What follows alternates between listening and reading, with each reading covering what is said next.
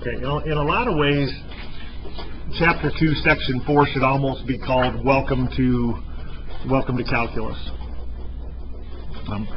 One of the reasons that we want to get really strong at limits is for the purpose of this right here, which looks to be a mess, and some of you have more background in this than others, but I would bet without that limit there, I'll bet that you've all seen this notation, maybe even in Algebra 2, where you take f of, a lot of times it's f of x plus h minus f of x on h. You've seen that, and we've worked with it a lot. In your pre-calculus books, next to the problem, there'd be a little symbol like this that said, hey, you're going to see this a lot in calculus. And this is how we find slope of a curve at an instant. Now, let's say we have some slope, some curve. Let's say it's slope something like this. And on this, there could be a point. We'll just call this A. So this would be A, f of A. Right? It's A over A and up however far f takes us. And then they say there's another point on there. They're talking about putting A plus h in there. So I'm going to say this value is h right here. So here is A plus h. So when we go over to here, we get up to there, A plus h, f of A plus h. And this is telling us we're trying to find the slope at this instant. At this very instant, find the slope. But all we know about finding slopes is y minus y on x minus x. So we could draw in this and say, well, this is part of a secant, by the way, passes through at least 2 points of a curve. We could take this secant segment, we could find the slope of this line, and use that as an approximation as the slope here, but it's not a great approximation. This is clearly steeper than the real true slope at that instant, because it's in a constant state of getting steeper, right? Well, what would the slope be? It would be this, f of A plus h minus f of A over A plus h minus A. This right here is really A plus h minus A. I didn't need that extra parenthesis. Is that okay? So I really want to emphasize that. This is slope formula. But this is not a great approximation. How can we get a better approximation? Let's choose a point a little bit closer. Let's use a point down here. And see what's happened to h. Instead of h being this long, now it's this long. And that would give me a better approximation, right? Is it a great approximation? Depends on our definition of great. But if that's better, isn't this better yet? And what would the ultimate goal be to know the slope exactly at this point would be to use exactly this point again. In which case, h would be 0. But the problem with that is, then I get f of A minus f of A 0 on 0. And that's where limits become a player. But make no doubt about it, the biggest troublemaker in this formula is that guy. Because I want that to be 0. We got to find a way to get rid of that guy at times. And we're going to do that on the second page. But that's not what we're doing on the first page here. Find the average rate of change of a function over each interval. Let's say I took my magic bean and I went outside my kitchen window, reached out my kitchen window, and I dropped that in the ground. And the next day, one day later, I went out there and it was 9 inches tall.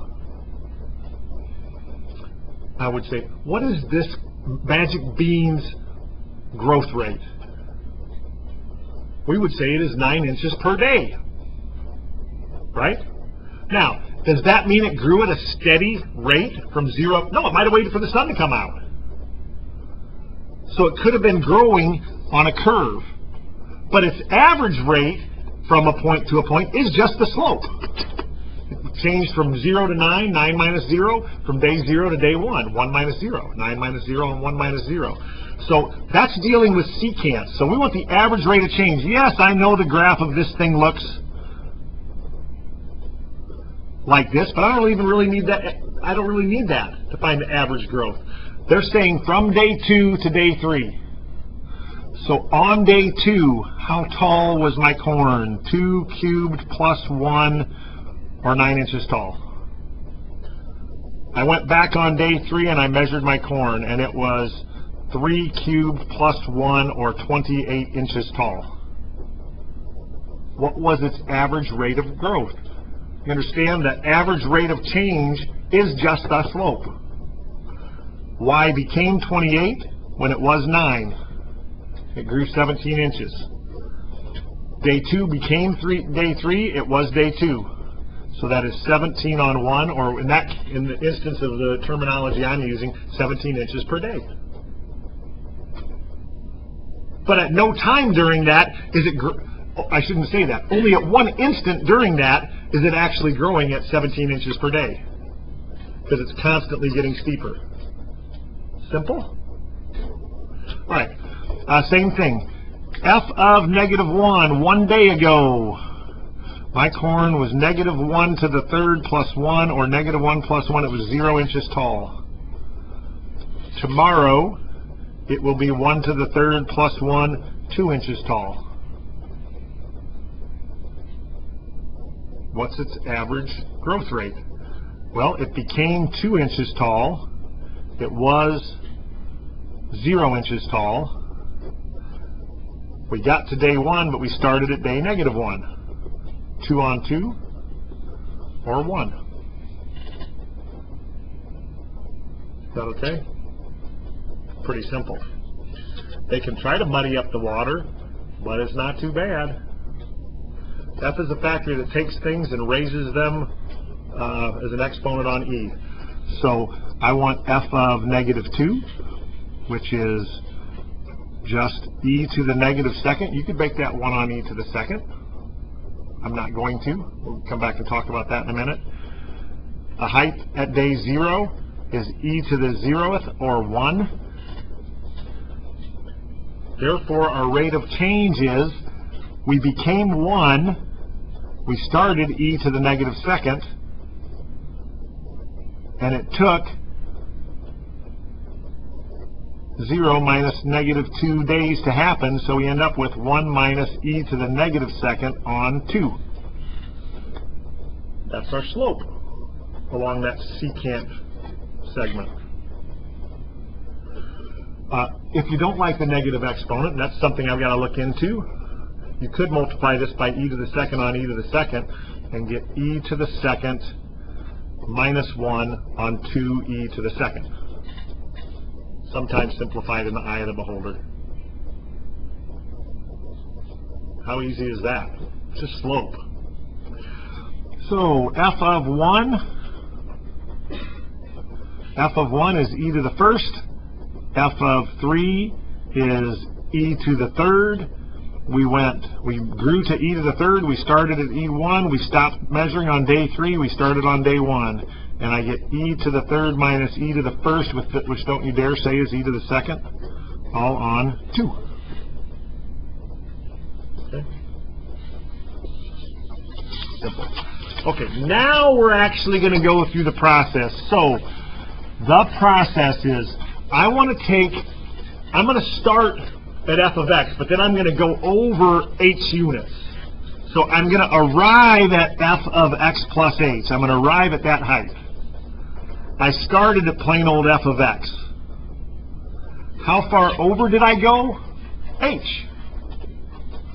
How far over do I wish I went?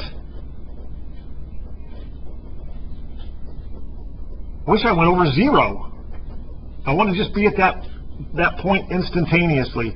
I want the limit as h approaches 0. Probably should read the directions first. At the indicated point, find the slope of the curve. Not close to the slope, but at that point. Now, I want this to be really clear. I could put -2 in here and get 4. But my x value, I could put -2 here and -2 here. And I could do the same exact thing with -2. I always just find the derivative of the basic formula. I don't ever do it for just an individual point, because it's just as easy. And then it would work for any value of x I choose. So f is a factor that takes things and squares them. Limit as h approaches 0. Do we have to write that every time? Yep. Is going to be, I'm putting x plus h in here.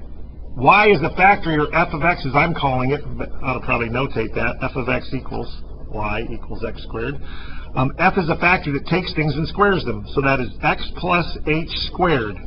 That's just f of x plus h. Common mistake, and you'll get very, very little credit on this, is they say, well, it's just x squared plus h. No, it takes the whole thing and squares it. Minus. The next thing you should probably get in the habit of doing, and it doesn't matter on this problem, is putting in parentheses. You see why that might matter? If it's a binomial there, if this was x squared plus 6, and you just put minus x squared plus 6 without the parentheses, you're in trouble. It's probably a really good habit to get into. And it doesn't cost any money, except your pencil lead. All on plain old h. Now, you have to write limit every time, but I don't mind if you do multiple algebra steps in once. So, limit as h approaches 0. When do I remove limit? When I blank, blank. What substitute? Direct substitute. When we do direct substitution, then you eliminate it. So, foiling, not x squared plus h squared, don't you dare. Foiling. X squared minus x squared. Here I'm going to get an xh term and another xh term when I FOIL. So I get two xh's. I'm going to get an h squared term, and this x squared term has been canceled. Is that all right? All on h. And through all of this, I have one goal: get rid of this h. And now I can. Limit as h approaches 0 of 2x plus h. And now I put in 0, I get 2x plus 0, or we say f prime of x equals 2x. It's a lot of work to go through to get to that point. Yeah, but that tells us everything. One point on this graph is 3, 9. Don't write this down. Just follow along with me. 3, 9 is definitely on this graph. With your fingers, show me what is the slope of the curve at 3, 9. Yes? No? All right, let me... no? I didn't explain that very well, did I? So you guys got to focus really closely here. This says, this derivative slope formula says anywhere on the graph you go, I can tell you the slope. It's 2 times x. Fingers, what's the slope at the point 3, 9? Yes, yes, yes. Yes, yes, let it be known that we have just said 6. What's the slope at negative 4, 16? Negative 8. What's the slope when x is root 3? 2 times root 3. What's the slope at negative 2? I want f prime of negative 2 is 2 times negative 2, or negative 4. Okay. So we have now a slope at x equals negative 2. We can indicate, we can find the indicated point slope. It is negative 4. Now, I haven't even drawn the curve yet, but I'm going to go ahead and draw it. We know 0, 0, 1, 1, negative 1, 1, negative 2, 4, 2, 4, 3, 9, negative 3, 9. Curve looks like this. And we're looking for the slope when x is negative 2 right here. Isn't that at least a little bit believable looking at that line? That slope might be negative 4? Seems reasonable. Okay, so we've got the slope. Now we're supposed to find the equation of a tangent line. And if they just ask for the equation of the line, I'm going to do this. Here's our tangent. That is y. What's the ordered pair? The ordered pair is negative 2, 4, right? Y minus 4 equals our slope, negative 4 times x plus 2. right? The slope at -2. Well, the point it goes through is -2, 4. The slope is this, point slope. I'm going to go ahead and solve this for y. Y equals, I get -4x, I get -8 plus 4 minus 4. So we got the tangent line. That seems reasonable. Look, if this has a slope of 4, down 4 over 1, down 4 over 1. Yep, sure enough. Okay, do we know what a normal line is? Yeah, they're all normal. They're just straight. No, that's not a normal line. Anybody know? A normal line is perpendicular to a tangent line at the point of tangency. In this case, it would be perpendicular right there to the black line. Well, that's easy. What's its slope then? If the slope of the tangent line is -4, the slope of the normal must be positive 1/4. So that is y minus 4 equals positive 1/4 times x plus 2. It's going through the same point. How easy is that? Or y equals 1/4 x. Make sure I don't make a mistake here. This would be plus a half, add 4 plus 4 1/2, or plus 9/2.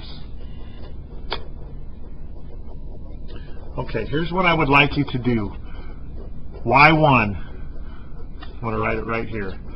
y1, we're going to graph x squared. Here's our y2 right here. Do it in red so it sticks out. Here's our y2. Here's our y3. And I want you to graph that on Zoom Standard. Ignore what it says about how to graph it. Just Zoom Standard. And then you can check here and see if we are in agreement on that.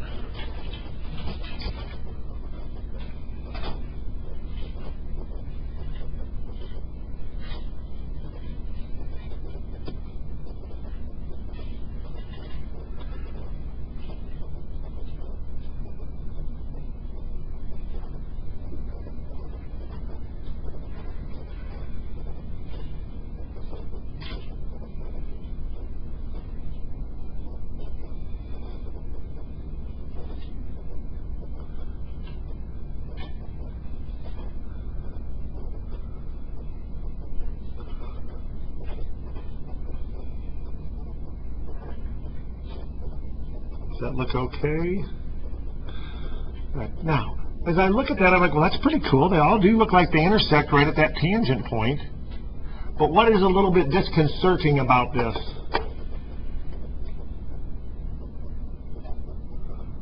What do we say a normal line is?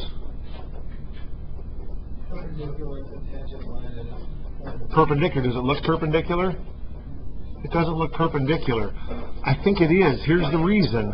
Take a look at these steps for x. There's 10 steps on Zoom Standard, 10 steps here, but this is longer, so they're just spread out more. What Zoom Square does for you is it makes the tick marks on the x the same distance apart as the tick marks on the y. It will change your domain and keep the range the same. So let's go into Zoom Square, which is 5. See how they've added a lot of x tick marks? And that's a bit reassuring. It does look like it's probably perpendicular. So that's really good when we're looking at something and trying to analyze, is it a circle or is it an ellipse? Because a lot of times a circle is going to look like an ellipse. And then we zoom square and say, oh, maybe it's a circle. So that's a pretty handy feature of your calculators. Questions there? Okay. Same, just a little bit sloppier, a little more algebra intensive, I guess I'd say. So we still want to, and you may jump right into the formula in one step here. But we still may, in the meantime, want to just say, well, I know we want this h to become really small. I'm going to end up at f of x plus h. The height of my corn, or magic bean, started at just f of x. X plus h minus x is just h. How many days did I let it go? Just h days. All right, so F is a factory that takes things and puts them right there, the whole thing. Limit h approaches 0 of 1 on x plus h, the whole thing minus 1. Minus, I hope you get in this habit, parenthesis. If you don't need it, you don't need it. They'll give you your money back. All right? 1 on x minus 1. All on h. If this were a binomial, trinomial, whatever, and you didn't distribute that negative, you're going to take a heavy hit. Calculus students don't fail to distribute negatives. Okay. If you had me last year, and maybe just from this year, one thing you know I don't like is compound fractions. You could put this as h over 1. You could get common denominator, smash those together. You could flip h over 1, make it 1 on h, and multiply by the reciprocal, and simplify from there. Not me. I'm going to get rid of the denominators in one step. I'm going to multiply by 1, but it's going to look uglier than 1. It has to include an x plus h minus 1 factor, and it has to include an x minus 1 factor.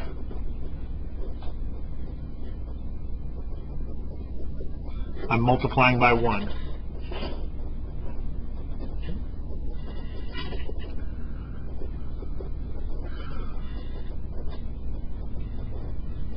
When this whole package gets distributed to this first term, the x plus h minus 1 cancels. And this would be 1 times the x minus 1. Do you have to put the 1 there? No, but if it was a 2, you would. The next thing, minus 1 parenthesis. When this is distributed, the whole package is distributed to here, the x minus 1's cancel. And I get x plus h minus 1. That's where it could be dangerous if we're not careful. All on h times x plus h minus 1 times x minus 1. Now let's keep in mind, before we start playing algebra ping pong here, what is the single biggest troublemaker here? That h. You think I want to FOIL this out and distribute that h? No, I want to replace h with 0 at some point. I need h out of here. I need to get the h out of here. It just dawned on me. I like it.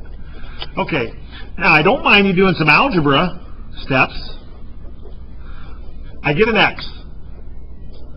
I subtract an x. Gone. I get a minus 1. Later on I get a plus 1. What am I left with?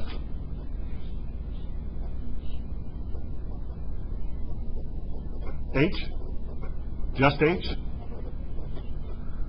Negative h on h times x plus h minus 1 times x minus 1, or last time I got to do this, limit as h approaches 0 of negative 1 on x plus h minus 1 times x minus 1.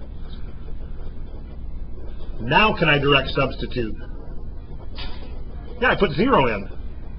And I get negative 1 on x minus 1 squared. Is that okay? So that is f prime. That's my slope formula. All of that to find my slope formula. But what do I really want? I really want my slope formula when x is 2. So that is negative 1 on 2 minus 1 squared, or negative 1 on 1. So I need a slope of negative 1. Is that okay? I want my slope at 2. Slope formula.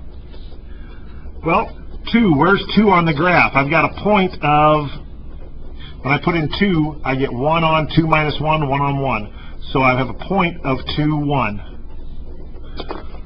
I don't need much more than slope and a point to come up with a equation of a line. So my tangent is y minus 1 equals slope negative 1 times x minus 2. And if you're asked just for equation of the tangent, you're done.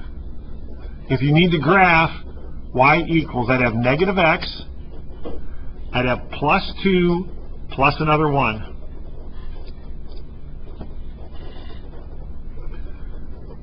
Our normal. You can't just change this. You got to go back to here. Reciprocal of negative 1, opposite positive 1. Y minus 1 equals 1 times x minus 2. Add 1 to both sides. Y equals 1x, negative 2 plus 1 minus 1. Haven't even graphed it yet. But I know this graph would look just like 1 on x, except it is right one, up, down, left one, up one. Right, up, down, left. Right one, it's pre-function, right? I'm adjusting x before I'm putting it under there.